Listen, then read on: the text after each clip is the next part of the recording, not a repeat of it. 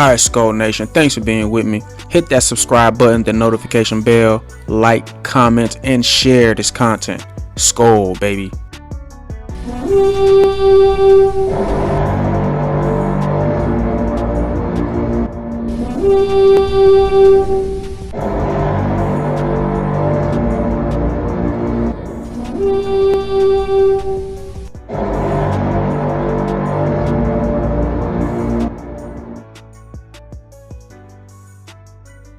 What is going on, SKOL Nation? Welcome to Talk Vikings with me. Oh my God, what a game! What a game! This was the best game so far, the most exciting game so far of the season.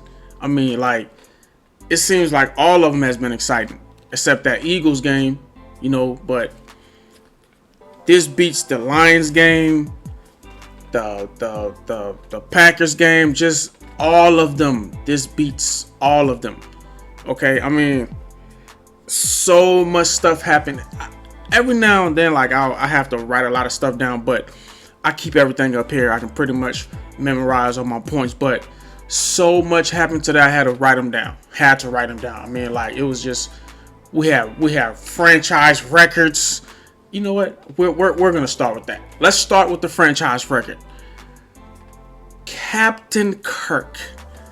Okay, okay. I'll admit, I was a doubt. Like, I always knew Kirk was a great quarterback, but I'm kind of was a doubter. Okay, I was doubting him a lot. And last season was kind of weird, man. The defense did play a lot into it, but Kirk is not perfect. He has his moments where he kind of melts, but today he was just A1. Okay, A1. 17 straight. 17? Has Tom Brady even done that? Who's done that? 17 pass completed in a row? The man didn't have an incompletion until like 2 minutes and 50 seconds left in the second quarter. He almost went a whole half without missing a throw. Kirk could have won a whole half without missing a throw too. Like, he could have. I think his first incompletion was like a blitz. They had a blitz in his face, and he kind of just threw the ball. But just unbelievable the whole game, and then like how it ended too. But let's slow down. Let's slow down. Kirk Cousins, 17 straight, 100. He had thrown for 176 yards before his. Like, I don't think he's done it in his career. Obviously, no Vikings quarterback has done it. Had to go all the way back to Kramer decades and decades ago. So, like, Kirk is impressive, man. He's impressive, and obviously he's loving the offense. Even in his post game interview, he's praising the coaches, and we all know it's O'Connell. He's praising the coaches for putting him in a position to be in this position, for putting him in a comfortable position, for doing what, making the offense Kirk friendly. Not just him out there doing whatever they said, but in O'Connell, I get that from him. He's kind of that coach. Like, hey, what should we do here? What are you comfortable with? What are your strengths?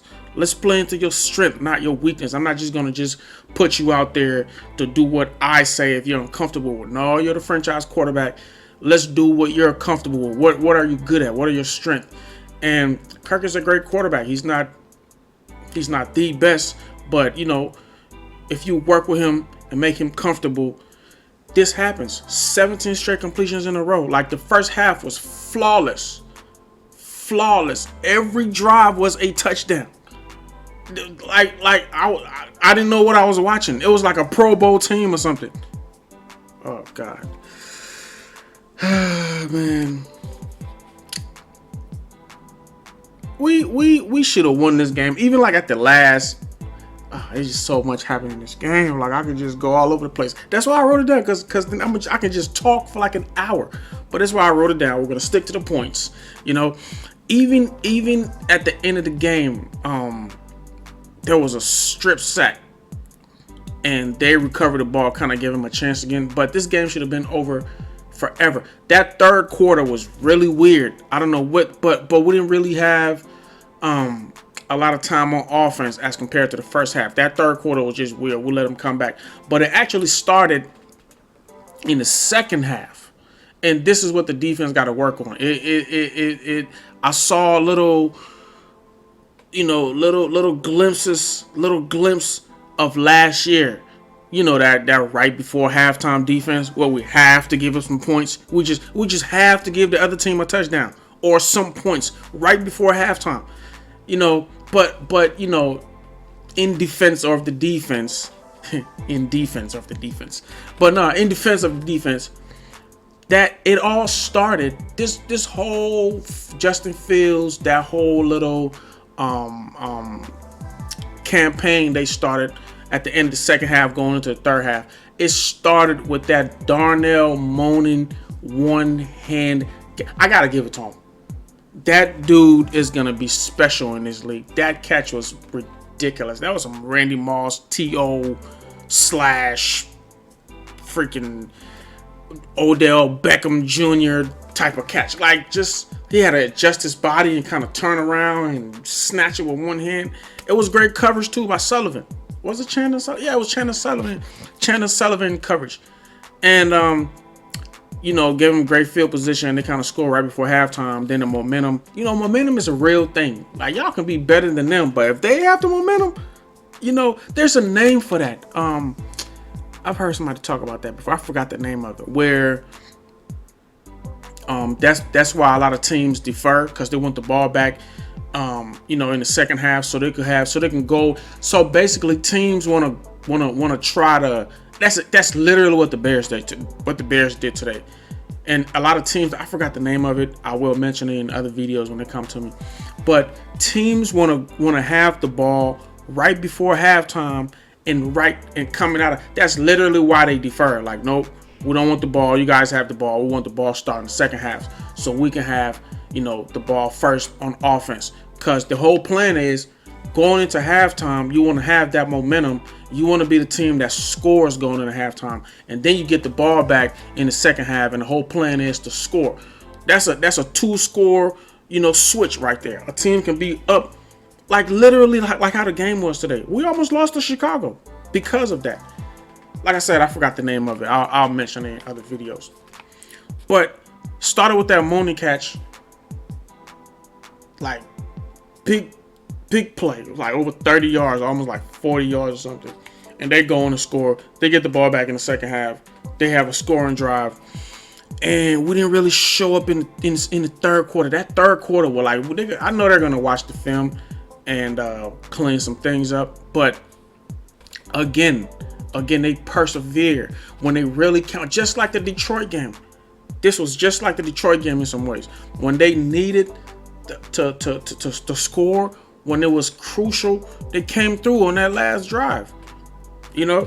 So big ups to the Vikes, man. Big ups to the Vikes. They're a well-coached team. Now, you look around the league, you see other teams going through the same thing. Nobody's perfect, but consistency is, we have to be consistent. We can't just let teams come back. Like, they were down 21-3, and they came back and took the lead. Like, it was like a 19-point swing. Absolutely cannot let that happen. But I'm glad how they responded. I appreciate the resiliency. They never gave up. There were some key third downs. There were some key plays on defense where Justin Fields avoided the rush and he just ran. That third quarter was crazy. It was crazy. He was just running all over them and going into the fourth quarter too. So and then Kirk threw a pick. Like I thought we were gonna lose. I thought we were gonna lose. We're driving down the field. We're down 1, and Kirk throws a pick and give them the ball back in the fourth quarter. But they stepped up when they needed to step up. That's the most important thing here. They stepped up when they needed to. So gotta appreciate that.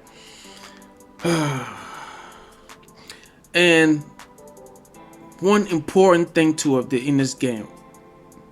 One really important thing that made us win this game was that it's like I said, like the Detroit game too, but better. this game.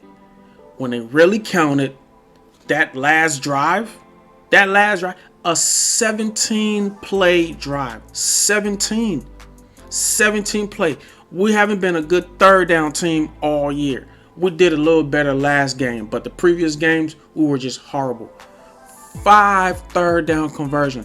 This is the story of the game. This is why we won the game.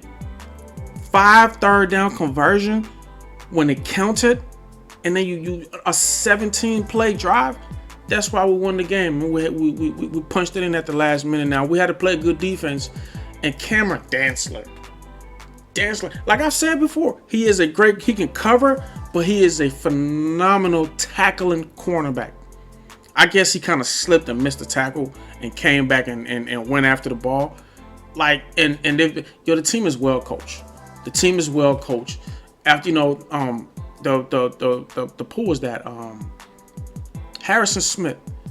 He was talking about how the coaches preach that.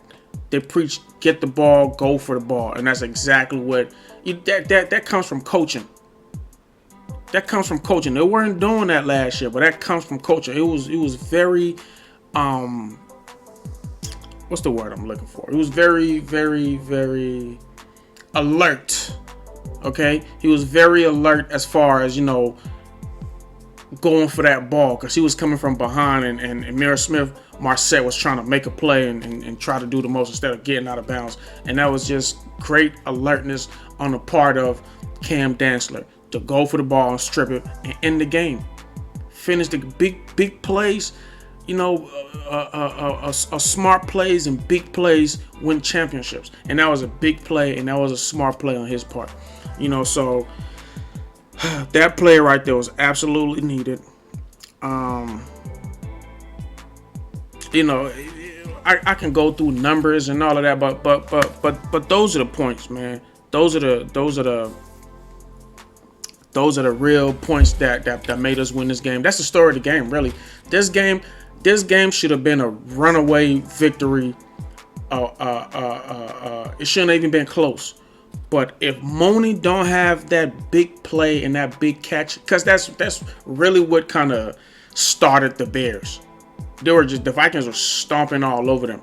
If Darnell Mooney don't have that big catch and that big play right before the half ends, it's a different story. It's a different score. It's not even close. But how this game ended says a lot about this team. Even if they make their big plays, even if they, if they come back and they give us their best shot, or we start the second half kind of poor, or we let a team back, we still can come in with the kill shot. And that's what I'm liking about this team this year. We haven't seen that from the Vikings in recent years. When team starts coming back like that, we just kind of lay down and give up. We just kind of lay down and die. And let them, it's like, oh my God, here we go again. They're coming back again on us. And teams just come from behind and beat us. Happened all last year. Happened all the last few years. So it's good to see them responding like that. Even if we let teams come back, we can still kind of go in for the kill shot. That kill punch, that dagger shot at the end of the game and put an end to it and finish like that. And great job to Cam Dantzler. That's how champions play. That's how Pro Bowlers play. So yeah, man, I'm happy. I'm just so happy. I'm doing this video late because I had to go party. I don't stay far from the stadium, and I was at the game, so I was just out with the fans. I got the Dalvin on, So it was purple and gold country. It was purple and gold country. I was chilling purple and gold country, enjoying myself and partying, So I'm doing this video late, but yeah, man, yeah. The numbers, Dalvin. I thought he was over 100 yards. He didn't get over 100. He's like 6 yards short. But that's just rushing. Receiving and rushing, he was. I think he was like a $140, like a $135, $140 around there. Kirk threw for almost 300 yards, 296 yards, 32 out of 41, 290. Well, I guess he had some incompletions in the second half, but that first half was just. I'm like, is this Kirk Cousins? This is Captain Kirk going off like this. JJ did his thing too. 12 receptions, a buck 54. Yeah, JJ did his thing. JJ did his thing. So man, big up to the Vikes, man. It's all love. It's all smiles out here in Vikings country. And we got the Dolphins. I hope Tua don't play. Yo, just like last video, if we go 5-1, like I'm telling you, it's only 2 teams I'm worried about on our schedule. And like the way the Vikings are playing, I honestly think they're not even at their best yet. Everybody's all worried about, and me too, I gotta keep it real. I'm worried about the Bills. We gotta play the Bills. I'm worried about it's like 3 really hard teams we gotta play. I can only think of the Bills right now for some reason. We gotta play the Dolphins, we gotta play the Bills. Yeah, it's just a few teams, but if this is how they're gonna play, and even all the players keep saying that, all the coaches, every interview, they're always like, well, you know, we're still bringing this thing together. We're not playing our best yet. This is not y'all best yet. It's like they're playing like a championship team with heart. With heart. When it really counts, when the game is really on the line, they come through. They come through. And imagine if they play clean football. They had a lot of penalties today.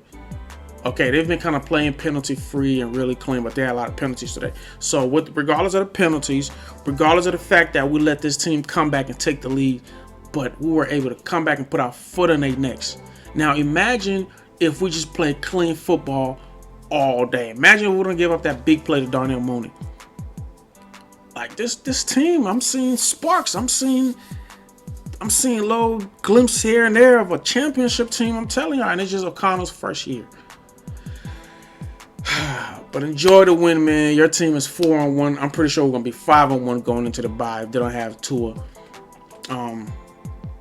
Because we know Teddy. Well, sort of. We kind of know him. But I'm not scared of Teddy. I'm scared of Tua. Well, not scared, but you know what I mean. He's a better quarterback than Teddy. So I'd rather face Teddy. But if Tua don't play, we got a shot at 5-1. Going into that bye 5-1. But you guys have a good week. Until later, SKOL, baby. Great win. Everybody played great, even though they almost came back and took the win. But whatever. We got the job done. So SKOL Vikings, baby. Catch you guys later. SKOL.